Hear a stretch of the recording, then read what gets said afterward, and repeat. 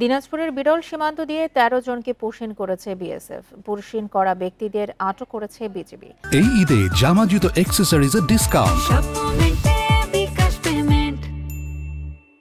বুধবার রাতে উপজেলার এনায়েতপুর সীমান্ত এলাকা দিয়ে তাদের পুশিন করা হয়।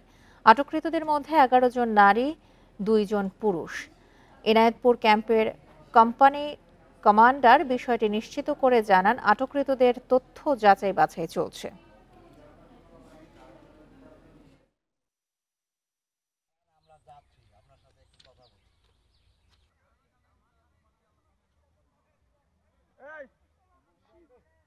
ওখান থেকে কয়েকজন পাঠায় দেন না একটু।